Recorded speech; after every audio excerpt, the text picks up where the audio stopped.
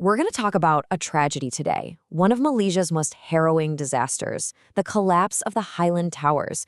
This isn't just a story about a building falling down. It's about a symbol of luxury that became a tomb.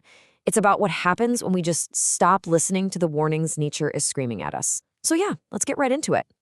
Just imagine hearing that. It sounded like a jet plane flying too close, or a crack of lightning. That's what an eyewitness said. This wasn't some bomb going off, no. This was the sound of a building screaming, the sound of concrete and steel tearing themselves apart. It was the sound of a dream crumbling from the inside out. And here's when it all happened. December 11th, 1993 at 1:35 in the afternoon. Think about that. It's a Saturday, just a normal, pleasant afternoon. People are at home, just enjoying their weekend. And in the blink of an eye, for dozens of them, everything was about to end. So, a dream turns to dust. And what happened next? It's just mind-boggling. People who saw it said it felt like it was happening in slow motion, which is just terrifying. One of the three huge towers, Block 1, just tilted, and then it pancaked, floor by floor by floor, collapsing in on itself until it was nothing but a huge pile of rubble and a massive, choking cloud of dust. But wait, before it became this infamous disaster site, what was Highland Towers? I mean, to really get the scale of this tragedy, you have to understand the dream that it stood for. So let's rewind the clock of it. And this was the dream. We're talking 3 12-story blocks perched up in the gorgeous, lush hills of Ulu Klang. You had a pool, a gym, these absolutely stunning views of the city.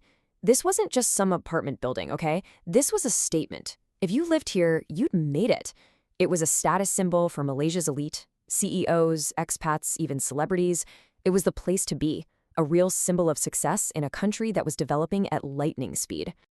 Disasters like this, they almost never happen out of the blue. And Highland Towers was no different. There were warnings. For years, the ground itself, the very earth under the buildings, was practically screaming that something was deeply, deeply wrong. Okay, so look at this timeline. It lays out the whole chain of mistakes, and it's just, wow. First off, back in '78, they build on a hill slope. Risky, right? Especially with underground streams. But the real knockout punch comes about a decade later. A new development pops up on the hill right behind the towers, and they clear-cut the forest. All those trees, all those roots that acted like a giant natural sponge, gone. So now, where does all that water go? Straight downhill. Water and mud flowing right towards the tower's foundation.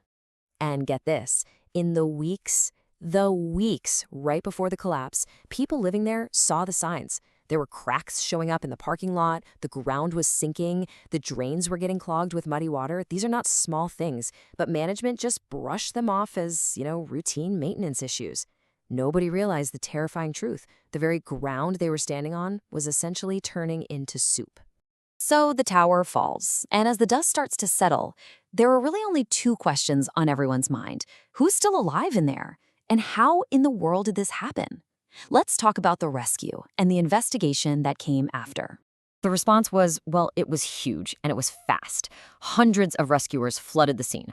International teams from France and Japan even flew in to help. They all started this desperate search through what was basically a mountain of twisted metal and crushed concrete. And you can just imagine, the work was incredibly dangerous, slow, and just emotionally devastating for everyone involved. And then, in the middle of all that chaos, a miracle. Truly, rescuers managed to pull 3 people out of the rubble, alive. One of them was a mother, Umi Rashida, and her 18-month-old baby girl. Can you even imagine that? That moment, it just sent this huge wave of hope across the entire country.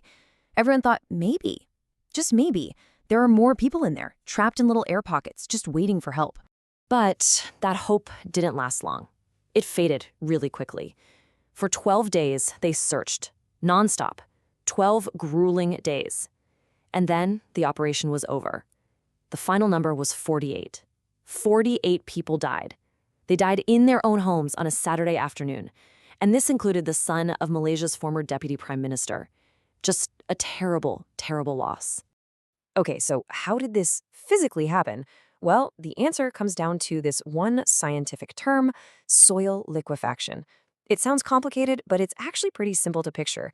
Imagine the solid ground under the building's foundation just turning into a thick, unstable liquid, almost like quicksand.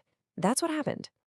And this slide just lays it out perfectly, step by step. It's a domino effect. First, you get the deforestation. That takes away the natural sponge, right? Second, all that water and mud now has nowhere to go except straight for the tower's foundation. Third, the ground gets so waterlogged that it liquefies. It turns into that soupy mess. And fourth, that liquid soil just washes away all the support for the foundation piles. The building's legs were literally kicked out from under it. After that, collapse was unavoidable. When the investigation was all said and done, there was absolutely no doubt left. This was not some random act of God. Nope.